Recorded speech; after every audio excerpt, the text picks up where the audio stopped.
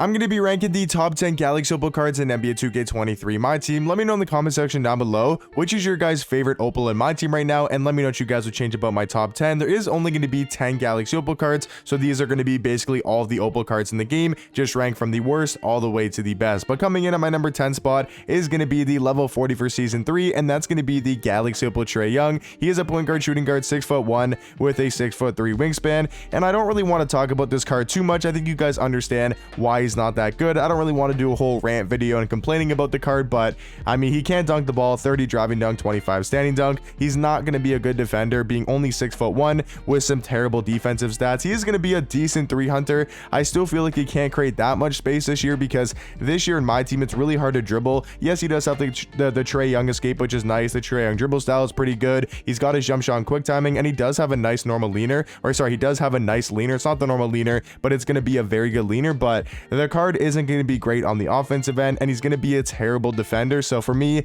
I think he's going to be the 10th best Opal. And then coming in at my number 9 spot, now I don't think either of these cards are very good. Like, these are the 2 cards on the list that I think are absolutely terrible, but I'm not exactly sure who's better than the other. I think Chris Paul is a little bit better because he is 6 foot, so 1 inch smaller, but he does have a lot better of a player model in game, and he's going to be a better defender. 97 steal, 97 lateral quickness, 95 perimeter with an 80 interior defense. So I think for the fact that he can actually give you somewhat a defense, somewhat a good defense on the court, also being great playmaking wise, Hall of Fame claim breaker, dimer, handles for days, killer combos, mismatch expert, quick first step, unpluckable. If we look at a guy like Trey Young, I'm not exactly sure. Okay, so he has about the same playmaking badges, but like I said, defensively, I think that's the big upgrade when you go from a guy like Trey Young to Chris Paul. I just think Chris Paul going to give you a lot more defense, but both those cards I don't think are going to be very good. Talking about the 8th best Opal here is going to be Galaxy Opal Patrick Ewing. He's a center, 7 foot with a 7'3" wingspan. I'm not really the biggest fan of this Opal card either, but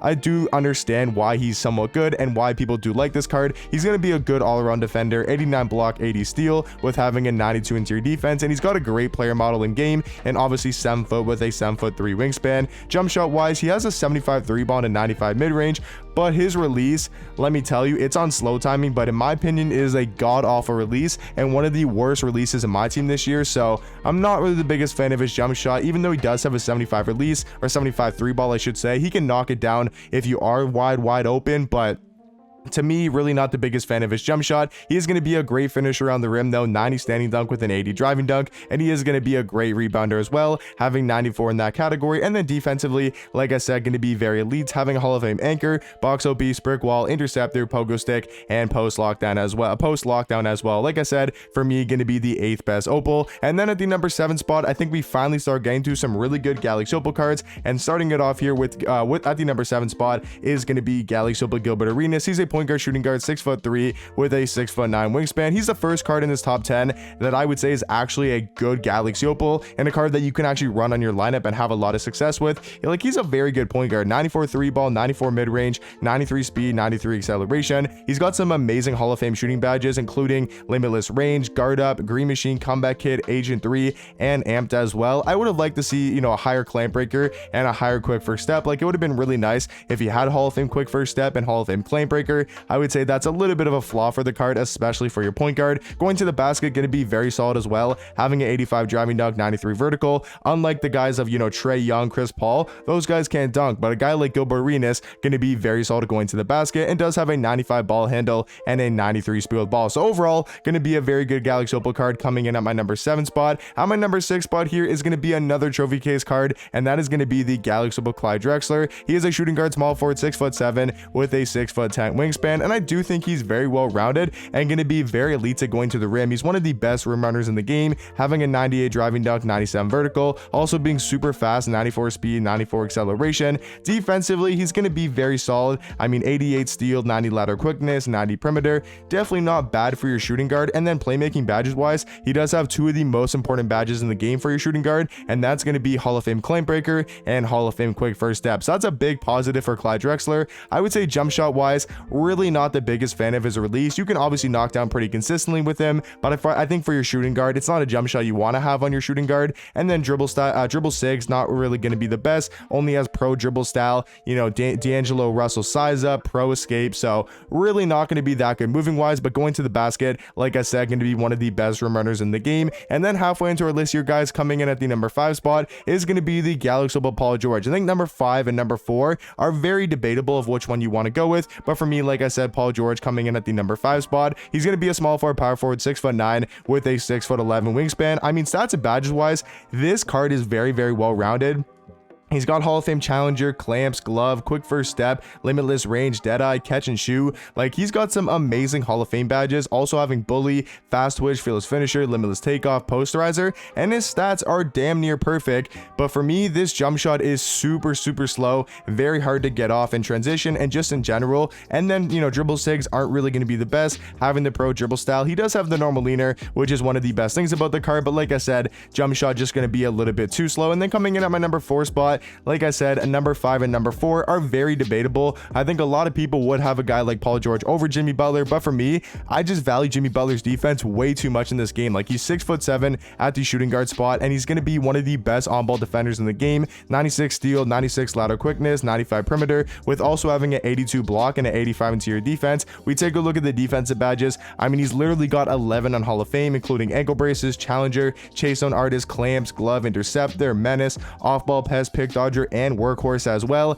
I mean, he's going to be one of the best on-ball defenders in my team, also having 92 speed, 92 acceleration. I know people don't really like his jump shot too much. I'm not the biggest fan of his release either, but I do think it's honestly better than a guy like Paul George's, and he does have the normal leaner as well. He's also a Galaxy Opal, right, having 15 Hall of Fame badges compared to 12. Not going to make too much of a difference, but I just do think Jimmy Butler has a better defense, and offensively not going to be that much worse than a guy like Paul George. And then, guys, coming in at my number 3 spot, this is where we get to some very elite Galaxy Opals and some of the best cards at their position. For me, at the number 3 spot, going to be Galaxy Opal Shaq. He's obviously a center, 7'1" with a 7'7" wingspan. He can't shoot threes, only having a 26 3-ball, 50 mid-range, but other than that, I mean, this card is going to be absolutely unreal. 87 speed, 87 acceleration is crazy fast for a Shaq card who's got one of the best player models in the game and weighs 325 pounds, also having a 95 vertical and 98 strength. So he's going to be an absolute bully down low, having Hall of Fame bully badge, posterizer, masher, drop stepper,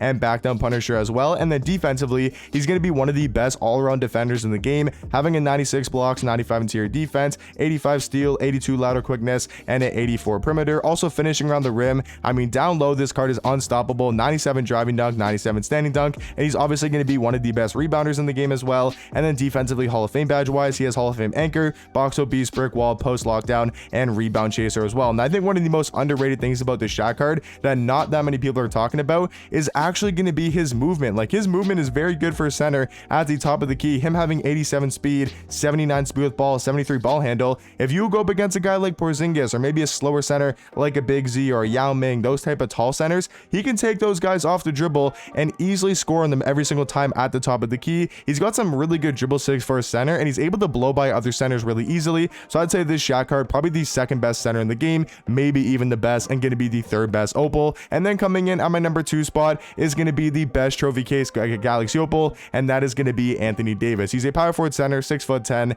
with a 7'2" wingspan. I mean, we all know what Anthony Davis can do at this time of the year. He's just a very well-rounded power forward, and in my opinion, probably the second or third best power forward in the game. Jump shot wise, maybe a little bit slow. I do hope they update him and give him his jump shot and quick timing. I feel like that make the card a lot better, but overall, one of the best power forwards in my team. Just going to be a very solid Galaxy Opal. And then, guys, my best Galaxy Opal in the game just came out yesterday, and that is going to be the new Galaxy Opal 'Tis the Season MJ. I mean, I do think he's either the best or the second best shooting guard in the game. He's 6'6" at the shooting guard spot with a 6'11" wingspan. I mean, just take a look at these stats. He's honestly going to be one of the best defenders in the game. 98 steal, 98 lateral quickness, 98 perimeter. Like, I would say if he had more defensive Hall of Fame badges, he would be very close to a guy like Jimmy Butler, at least on the defensive side of things. But offensively, going to be way better than a guy like Jimmy Butler, having Hall of Fame claim breaker, quick first step, I mean, he's amazing at going to the basket, 97 driving dunk, 95 vertical. This card barely ever gets blocked and pretty much dunks everything. Also super fast, 96 speed, 96 acceleration. I will say the only flaw with this card, or one of the bigger flaws with this card, is definitely going to be his jump shot being a little bit baited and a little bit slower. If he had his jump shot on quick timing, I would easily say he's the best shooting guard in the game, but that is pretty much going to be his only flaw because he's got perfect stats and badges, and overall I think he's going to be the best Galaxy Opal in my team. But let me know in the comment section down below, what do you guys think about my top 10, and I'll catch you guys in the next one. Peace.